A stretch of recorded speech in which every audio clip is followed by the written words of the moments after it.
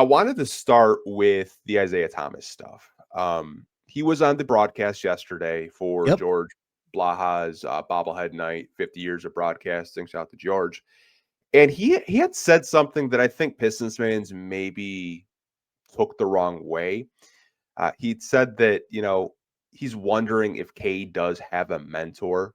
Like, what did you kind of like think he meant by that? Because I feel like a lot of Pistons fans uh, took it as an insult rather than just like a genuine question by Isiah Thomas. Yeah, I think it's one of those comments on the surface when you initially hear, you're like, well, when a lot of times when you hear a young player needs a mentor, that's when you have questions about their maturity. And that's when you have questions about their leadership. And you think a lot about whenever you hear about like a guy needing a mentor, you think about someone, teaching a player how to be a pro. Which when you look at Cade Cunningham, he's been a pro since he's come into the building. So that's not what Isiah Thomas is talking about. What I think he's talking about, and I think the way that you probably took it as well, is I think he's talking about having that, that star veteran or that person with deep playoff experience who has been there before, who has been the number one or number two option on a championship caliber team or a team who has expectations of competing for a championship, and having someone who can tell Cade exactly what it takes to get through those moments to get deeper into the playoffs. Like, I think he's talking about like how, in Houston right now, like, for example, like, I don't think anyone would say Alperen Sengun has a maturity problem, but what he does have is a Kevin Durant who can help him with elevating his game even further and taking another step. I think you look at like Tyrese Halliburton, he didn't have a maturity problem, but you brought in a Pascal Siakam to the Pacers who was a champion who could take that team to another level. I think, kind of like what Isiah is really talking about is going and getting that guy alongside Cade, like kind of that star level player who's been there and who's done that. And you can tell Cade exactly where he needs to take his game next to get him to the level that we know he can get to. So I think to your point, it's like a lot of times whenever you hear people, especially like former like players of the team, like speak like critically about players on this team, I think we all immediately go back to the Dave Bing comment where he said that I don't think Cade's like a franchise level player, which has clearly just been proven to be categorically false. Cade's a top 5 player in the league this season, top 10 at the very least. But when you look at, just like what's it going to take for Cade to bring the Pistons to that championship level? Like, we even saw Luka Doncic when he went to his first finals a couple years ago struggle through that. We see players all the time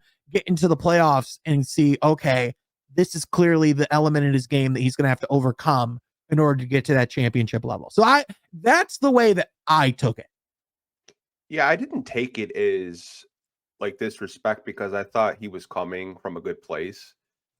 Isiah mentioned like when he was playing, him and Magic Johnson were very close. You said I had Magic in my ear. You mentioned Dave Bing. Like Dave Bing used to go in the locker rooms after his games and give him words of encouragement and words of advice. I will say I know Cade, Cannon, his brother, Ashton, his trainer, like they're in his circle. They're in his ear. They spend a lot of time with him. I think what Isiah was just kind of saying is just like, I wonder if Cade does have that mentor. And I was thinking about this today. Like, I think Kevin Durant could be a mentor. I mean, for the Yep. amount of time that we've seen, Cade Cunningham and Kevin Durant, we just saw him on a boardroom podcast last month. Even before Cade got drafted, there was an interview of just Katie checking on him, see how he's doing. Like, I think Cade does have mentors. It's just not out in public. It's just not out in the open. And we've seen former NBA legends like, Carmelo Anthony saying, I want to work out with I was Cade. just about to bring that up. Yeah, Rajon Rondo saying, I'd love to work with Cade. I think if Cade wants to, invite those guys and kind of pick their brain, I'm sure he will. He's just a basketball junkie. I didn't really have any problems with what Isiah Thomas said. I think some fans get very protective of him, and that's your franchise guy. I get it. But I mean, you have to realize like that's a 2-time champion.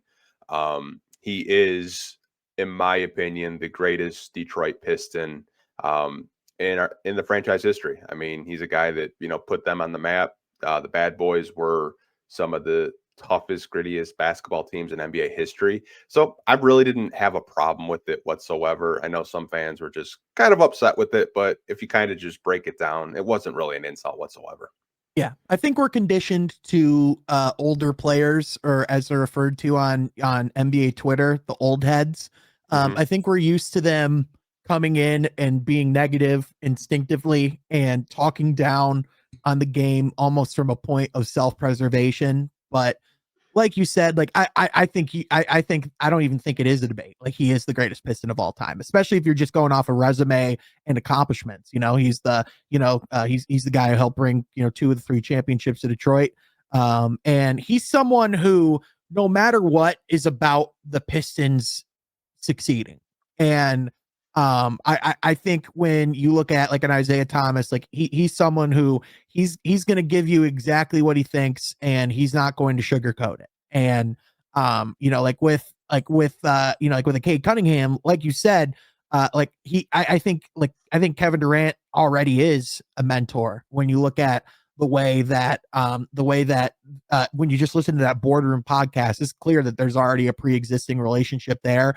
Kevin Durant's known Cade since he was in high school.